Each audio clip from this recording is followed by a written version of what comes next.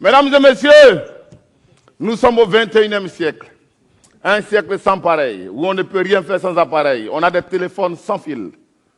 On a même des véhicules sans clé. Du coup, dans la société, on a des hommes sans parole. Souvent des femmes sans pudeur. Et les deux rendent une relation sans sentiment et sans lendemain. Relation qui donne grossesse sans propriétaire. Grossesse qui, à son tour, donne un enfant sans père. Qui devient délinquant sans pitié. Voici pourquoi aujourd'hui nous avons des sociétés, des quartiers, des pays sans stabilité. Nous souffrons. Tous autant que nous sommes ici, nous sommes nés d'une relation entre un homme et une femme. Je ne sais pas s'il y a des gens qui sont nés d'une relation entre... Moi, quand même, c'était un homme et une femme. Ouais, ça je sais. Voilà. Mais sauf que nous sommes nés sans que nous n'ayons été consultés auparavant. Deux personnes que nous ne connaissions pas se sont rencontrées dans un endroit que nous ne savons pas, pour une raison que nous ne savons pas. Et le résultat, c'est nous. Voilà, on est là. Et on est obligé de les supporter comme parents. S'ils sont pauvres, du coup, tu es l'enfant des pauvres. Si tu as la chance qu'ils sont riches, ah oui, c'est bien pour toi. Mais honnêtement, si on devait nous demander, est-ce que vous voulez naître dans cette famille? Il y a des parents qui n'allaient jamais avoir d'enfant. Ils aiment ça. À bon entendeur? Oui, parce que nous sommes divisés en trois catégories. Il y a les enfants fruits de l'amour. Il y a les enfants accidentels. Il y a les enfants improvisés. Je vous explique, restez tranquille. Quand un homme et une femme s'aiment, qu'ils sont fous, amoureux, qu'ils font un enfant, c'est le fruit de l'amour. C'est un enfant qu'on a recherché, qu'on a réclamé, on s'est apprêté, on a attendu son arrivée, on a même pris des dispositions pour qu'il vienne dans le monde des vivants. C'est un enfant qui est destiné à la réussite jusqu'à ce que lui-même il décide un jour de ne plus réussir. Quand deux personnes ne se connaissent pas, deux personnes qui ne se connaissent pas, quand ils se mettent ensemble, qu'il arrive qu'ils fassent un enfant, c'est un enfant têtu, récalcitrant, parce que deux personnes qui ne se connaissent pas ne doivent pas faire d'enfant. Non! Imaginez-vous, vous sortez un soir, il est 3 heures du matin, vous vous retrouvez dans une gargote de la capitale. Ça va? Bonsoir. Comment tu t'appelles? Ah, d'accord, Juliette. Ok, c'est bien. Normalement, selon les normes de la normalité, on m'appelle Jack. Mais ce soir, pour toi, je suis Roméo. Tu connais Roméo et Juliette? Allons-y. Et ils s'en vont quelque part. Ils font quelque chose et le résultat, c'est toi. Pourquoi? Pourquoi tu es pressé? Non, les gens qui ne se connaissent pas, quand ils vont pour faire ce genre de choses, c'est pour s'amuser. Ils veulent s'amuser. Et toi, tellement tu veux venir dans ce monde difficile, tu as voulu venir dans un amusement. Parce qu'en général, quand ça commence dans ce genre d'histoire, la première chose qu'on entend, c'est « Allô, Jack, il y a un problème. » C'est-à-dire que toi, ta venue dans le monde a été annoncée comme un problème.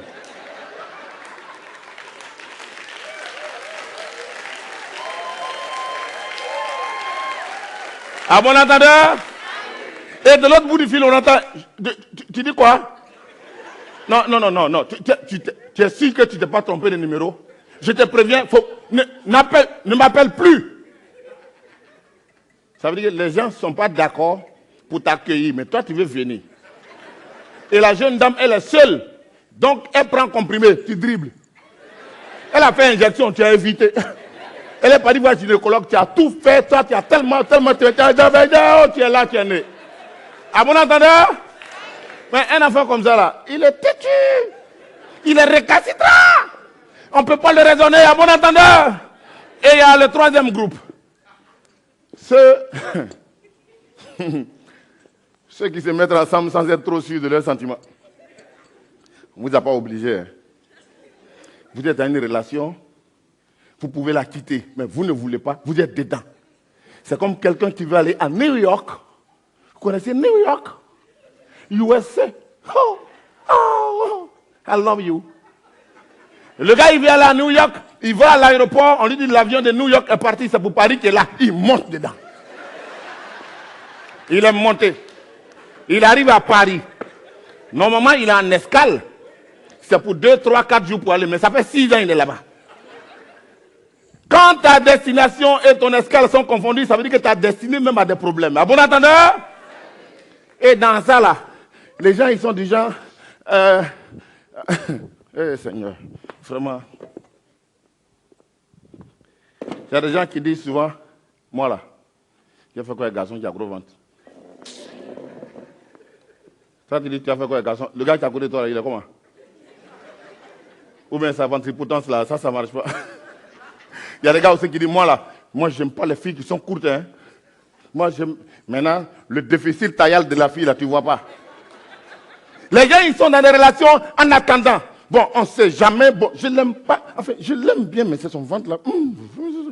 Je sais pas, lui aussi, il peut pas faire un peu de sport. Moi, je l'aime, hein, mais c'est le ventre là qui me. Enfin, elle est très intelligente, vraiment elle est battante, elle est ambitieuse, mais elle est trop courte. Tu vois, chaque fois qu'on est à la maison, tu vois, tout ce qu'on met en haut, je suis obligé de prendre pour lui. À bon entendeur? Et c'est ça nos vies. Nous sommes dans une sorte de prison. Mais ainsi va la vie. C'est comme ça qu'elle a été conçue depuis le départ. On ne peut pas changer. Nous sommes déjà nés. Alors, quelles sont les dispositions que nous prenons pour ne pas accidentaliser les enfants à qui nous voulons donner vie sur cette terre des hommes? C'est de ça qu'il s'agit ce soir. Avec qui vous vous mettez pour aller où? Pour faire quoi? Comment?